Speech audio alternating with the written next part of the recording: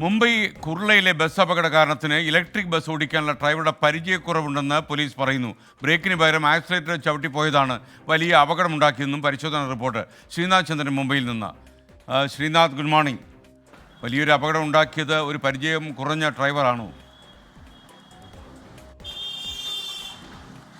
തീർച്ചയായും SKN, അങ്ങനെയാണ് കാര്യങ്ങൾ നമ്മൾക്കിപ്പോൾ മനസ്സിലാക്കാൻ വേണ്ടി കഴിയുന്നത്. 10 ദിവസം മുമ്പ് മാത്രമാണ് ഈ ഡ്രൈവർ സഞ്ജയ് മോറെ എന്നയാൾ ഈ ബസ്സിൽ ജോലിക്കായി കയറുന്നത്. ഇത് മുംബൈ കോർപ്പറേഷൻ്റെ ഉടമസ്ഥതയിലുള്ള ബസ്സാണ്. 10 ദിവസം മാത്രം അദ്ദേഹം ഈ ബസ് ഓടിക്കുന്നു. അദ്ദേഹം നേരത്തെ മാനുവലായിട്ടുള്ള ബസ്സുകളൊക്കെ തന്നെ ഓടിച്ചിട്ടുണ്ട്. ഒരു ഇലക്ട്രിക് ബസ് ഓടിച്ചുള്ള മുൻ പരിചയം അദ്ദേഹത്തിന് ഉണ്ടായിരുന്നില്ല. ആക്സിലറേറ്റർ, ബ്രേക്കിന് പകരം ആക്സിലറേറ്റർ അദ്ദേഹം ചവിട്ടിയതാണ് ഇങ്ങനെ ഒരു അപകടത്തിലേക്ക് കാര്യങ്ങൾ കൊണ്ടുചെന്ന് എത്തിച്ചത് എന്നതാണ് പോലീസിൻ്റെ പ്രാഥമികമായുള്ള നിഗമനം. പക്ഷേ റിമാൻഡ് അപേക്ഷ നമ്മൾ പരിശോധിക്കുമ്പോൾ കുറച്ചുകൂടി ഗുരുതര സ്വഭാവമുള്ള ചില സംശയങ്ങൾ പോലീസ് മുന്നോട്ട് വെക്കുന്നുണ്ട്.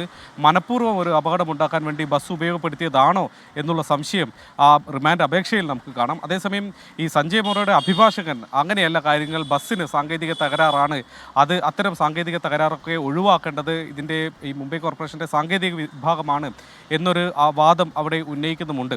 ഏതായാലും നമ്മൾ മൊഴിയുടെ വിശദാംശങ്ങൾ കൂടി പരിശോധിച്ചിരുന്നു.